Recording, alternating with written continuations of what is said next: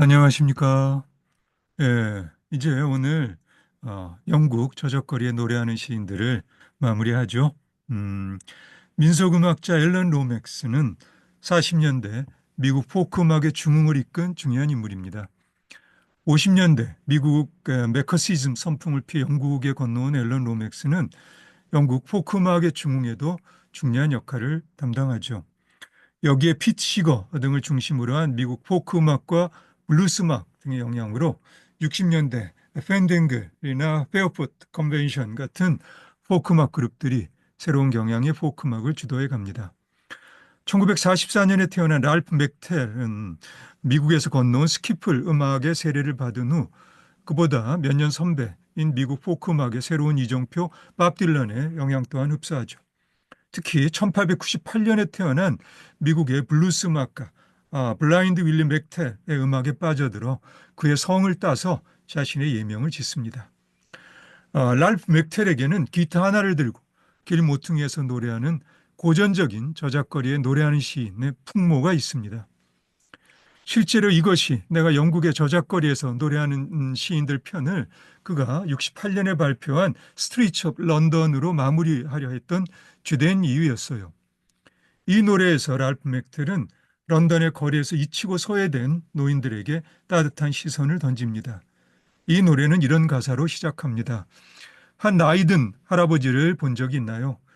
폐허가 된 상가 건물에서 흩어진 신문 쪼가리들을 구멍 뚫린 신발로 걷어차고 있는 누가 봐도 인간임을 포기한 듯 텅 빈 눈동자. 옆구리를 힘겹게 받치고 있는 손에는 어제의 뉴스를 전하는 어제의 신문. 랄프 맥텔은 이 나이든 할아버지에게 손을 건네면서 한 개인의 소외와 외로움이 공동체가 함께 풀어가야 할 숙제라는 이야기를 전합니다. 물론 랄프 맥텔에게 노인들이 스스로 다닥거린 빗장을 풀 수 있는 뾰족한 묘책이 있는 것 같지는 않습니다만 일단 함께 손을 잡고 런던의 거리를 걷다 보면 어쩌면 묘책은 그 다음에 따라올 인간성에 대한 희망일 수도 있습니다. 내 생각에 저작거리에서 이런 노래가 작용하기 위해서는 노래를 부르는 사람의 마음이 보여야 하죠. 예, 적어도 나에게는 노래하는 랄프 맥텔의 마음이 보입니다. 이 노래의 후렴은 다음과 같아요. 그래서 당신은 당신의 외로움을 그냥 홀로 견뎌야 한다고 생각하나요? 당신에게 더 이상 햇빛이 비치지 않는 게 그저 당신 탓이라고 생각하나요? 내가 당신의 손을 잡아도 될까요? 나와 함께 런던의 거리를 걸어보지 않을래요? 혹시라도 그 무언가를 보여줄 수 있을지도 모르니까요. 당신의 마음을 바꾸게 해줄. So, how can you tell me you're lonely? Say for you that the sun don't shine. Let me take you by the hand and lead you through the streets of London. Show you something to make you change your mind. 네. 랄프 맥텔이 이 노래를 처음 불렀을 때는 20대 초반의 젊은이였습니다. 기타와 더불어 살아온 그의 삶을 통틀어 그는 정말 여러 번 이 노래를 불렀을 겁니다. 내가 한 번도 노래하는 자리에서 그와 함께 있어 본 적은 없었지만 70이 넘은 나이에 다시 이 노래를 부르는 그의 모습을 보니 여전히 그와 그의 노래가 둘이 아님을 느낄 수 있습니다. 그렇게 따뜻하고 집중된 모습으로 랄프 맥텔은 이 노래를 부릅니다. 저작거리에 노래하는 시인으로서 참으로 중요하고 소중한 미덕이 아닐까요? 내가 이 한 곡의 노래로 영국을 대표하는 저작거리에 노래하는 시인으로서 랄프 맥텔을 선택한 이유가 바로 이것입니다. 솔직히 랄프 맥텔은 젊은 시절 내가 잘 모르던 싱어송라이터입니다. 그의 다른 노래들도 여전히 잘 모릅니다. 그럼에도 저작거리에 노래하는 시인으로서 그의 고전적인 풍모 때문에 그를 소개하는 것이라면 그런 그와는 한참 세대도 다르고 풍모도 전혀 다른 그렇지만 잠깐 멈추고 귀를 기울여 봐야 할 영국의 싱어송라이터 락 그룹이 있습니다. 1985년에 5인조로 결성된 라디오 헤드입니다. 라디오 헤드를 언급하지 않고 랄프 맥텔로 영국의 저작거리에서 노래하는 시인들을 마무리하기에는 무언가 서운함이 있습니다.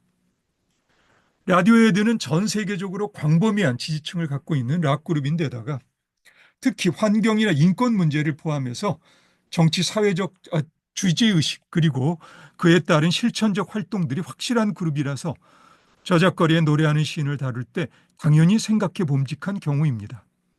하지만 솔직히 나에게는 그렇지 않았습니다. 라디오헤드의 음악이 내 취향이 아니라는 점은 차치하고 몽환적으로 반복되는 리듬과 어딘가 손에 잘 잡히지 않는 선율, 점차로 실험적 성격이 강해지는 전자음의 화음 구성, 그리고 무엇보다도 전체적으로 느껴지는 우울하고 자폐적인 분위기 사이에서 간간히 들리는 단편적인 가사들이 적어도 나에게는 시와는 좀 거리가 있어 보였던 거죠. 한마디로 라디오헤드의 경우 가사보다는 음악이 먼저가 아닌가, 나는 그렇게 생각한 것 같습니다. 음악으로 한정해도 라디오헤드의 음악은 분명히 저작거리 음악이면서도 그 내적 지향성 때문인지 어딘가 저작거리를 떠나고 싶어하는 탐미적이라고나 할까, 아니면 소위 예술 지상주의적 경향을 좀 보입니다. 일단 저작거리라면 차라리 97년에 영국의 락그룹 버브가 발표한 노래 비터 스위트 심포니의 뮤직비디오에서 런던의 저작거리가 실감나게 묘사되는데, 제목에 교향곡이라는 엄청난 어휘가 들어있고, 곡에도 나름 교향곡풍의 박진감 있는 현악기 앙상블이 동원되었음에도 이 노래는 누가 들어도 꾸밈없는 저작거리의 노래죠. 이 노래의 가사를 쓴 리처드 애시크로프트는 런던 북부 혹스턴 거리를 걸으면서 Have you ever been down? 삶에서 바닥을 쳐본 적이 있냐고 카메라를 정면으로 바라보며 묻습니다. 내 생각에 삶의 굴레와 자유로움 사이에 끼어 오도 가도 못하는 씁쓸하면서도 달콤한 이 노래 한 켜 아래에서 리처드 애시크로프트는 무언가 중요한 생각거리를 세상에 건네는 듯 싶습니다. 그 한 켜 아래를 인터넷에서 5082 힙합이란 분이 이렇게 명쾌하게 정리해 놓았어요. 인생은 원래부터 씁쓸달콤합니다. 바꾸려고 해도 바꿀 수 없어요. 나만 바뀌면 됩니다. 예, 이 정도면 당연히 시인의 작업이죠. 그렇지만 이것이 정말 리처드 애시크로프트의 의도인지가 사실 나에게는 좀 자신이 없습니다. 버브와 비슷한 시기의 저작거리라면 95년 영국의 락그룹 펄프의 Common People 이란 노래가 떠오릅니다. 이 노래의 제목을 저작거리 사람들이라 번역해도 좋을 정도로 가사 구성에서 이를테면 부자 동네와 저작거리의 대립구도라는 형식을 띠고 있는데, 자타가 인정하는 펄프의 중심인물 자비스 코커가 가사를 썼습니다. 자비스 코커는 자신이 대학 시절에 겪은 이야기를 입담 좋게 풀어가죠. 인터넷에 브리팝 고인물이라는 분의 좋은 번역이 있어 빌려옵니다. 그리스에서 왔대. 걔의 지적 허영이 있었고 세인트 마틴스 칼리지에서 만났어. 걔는 조속과 다녔고 그때 나한테 반했대. 아버지가 부자라길래 그래? 럼이랑 콜라 있는데 한잔 할래? 했더니 걔는 좋아라고 대답하곤 이런 얘기를 하더라. 보통 사람처럼 살고 싶어. 보통 사람이 하는 걸 하고 싶어. 보통 사람이랑 자고 싶어. 보통 사람이랑 자고 싶어. 너 같은 사람이랑. 에, 나로서는 이 노래가 있는 사람을 풍자하는 건지 없는 사람을 풍자하는 건지 좀 확실하지는 않지만, 어쨌든 저작거리에서 이 노래를 듣는 사람들이 노래를 즐기다가 문득 이 노래에 내포된 의미를 생각해 보게 하는 어떤 정신적 작용은 확실히 있는 것으로 보입니다. 하지만 자비스 코커가 좋은 싱어송라이터인 건 알겠어도 저작거리에 노래하는 시인인지까지는 솔직히 나는 잘 모르겠어요. 아쉽게도 나에게 리처드 애시크로프트나 자비스 코커는 여기까지입니다. 그렇다면 라디오헤드는 어떨까요? 아무래도 라디오헤드의 노래 가사들을 이런 정도만이라도 좀 살펴봐야 되지 않을까요? 라디오헤드가 발표한 모든 노래들은 같은 동네 출신인 톰 요크와 조니 그린우드, 콜린 그린우드 형제들, 그리고 필립스 LA와 에드 오브라이언 공동 창작으로 되어 있어 누구 하나를 시인으로 내세우기가 어렵지만, 그래도 적어도 가사만큼은 톰 요크가 주로 맡아온 것으로 알고 있습니다. 환경과 억압에 대한 그룹 구성원들의 공유하는 주제의식과 진보적 실천들이 톰 요크의 가사에는 어떻게 표현되어 있을까요? 무엇보다도 나에게는 라디오헤드의 내향성이 두드러진 음악과는 조금 이질적인 사회성이 강한 주제의식이 절제된 가사에 어떻게 스며들어 있는가가 관건입니다. 먼저 1992년 라디오헤드가 발표한 크립의 가사를 볼까요? 이 노래는 아마 라디오헤드가 만든 노래 중에 저작거리에서 가장 사랑받는 노래일 텐데 마무리 부분의 가사는 이렇습니다. You're so fucking special. I wish I was special. But I'm a creep, I'm a weirdo. What the hell am I doing here? I don't belong here. I don't belong here. 예, 정말 귀에 잘 들어오는 가사죠. 영어 사전에서 모르는 단어 몇 개만 찾으면 해석하는 데에도 전혀 문제가 없습니다. 내향성이 두드러진 음악에 내향성이 두드러진 가사입니다. 이 가사를 쓴 톰 요크가 이 노래를 어떻게 생각하든 이 노래에는 그의 삶이 짙게 배어 있습니다. 이 점만으로도 톰 요크는 저작거리에 노래하는 시인입니다. 1995년에 라디오헤드가 발표한 스트리트 스피릿 페이드 아웃 역시 내향성이 두드러진 음악에 내향성이 두드러진 가사이지만 해석하기에 큰 무리는 없는 듯 보입니다. 인터넷에 누군가가 번역한 가사가 있어 약간 손질만 해서 전문을 빌려옵니다. 줄지어 늘어선 집들이 모두 나를 짓눌러 오네. 그들의 창백한 손이 내게 닿는 게 느껴져. 제자리에 있는 이 모든 것들, 언젠가 우리가 집어삼킬 모든 것들, 그리고 다시 사라져 가겠지. 그리고 사라져 가겠지. 이 기계는 소통하려 하지 않을 거야. 이 생각들, 그리고 나를 짓누르는 압박을 느낄 수 없겠지. 세계 아이가 되어 원을 만들자 우리가 모두 짓눌리기 전에 그리고 다시 사라져 가겠지. 그리고 다시 사라져 가겠지.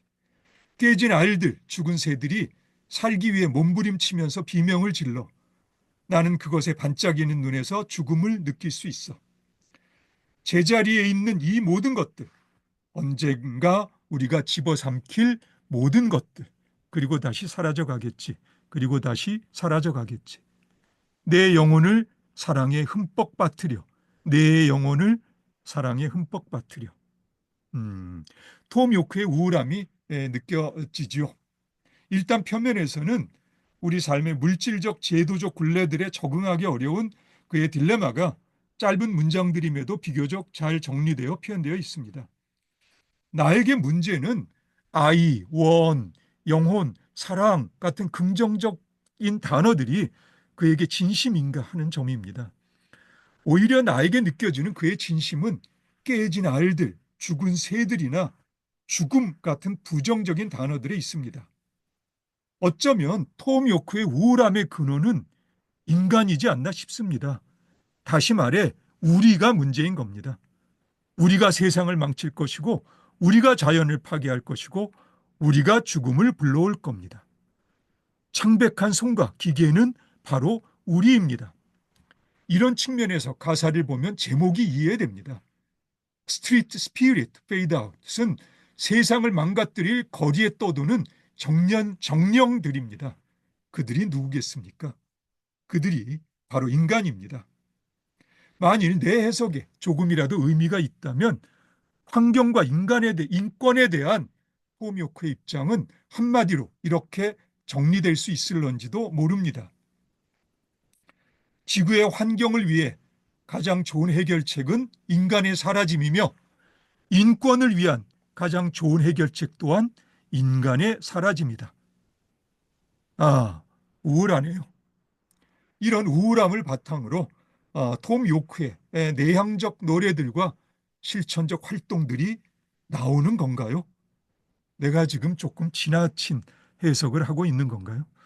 아무래도 그의 노래 몇 곡을 더 봐야 할 것 같습니다. 그러면 오늘은 여기까지 하고요. 다음에 톰 요크와 영국 저작거리에 노래하는 시인들을 마무리하도록 하죠. 오늘은 여기까지 하겠습니다.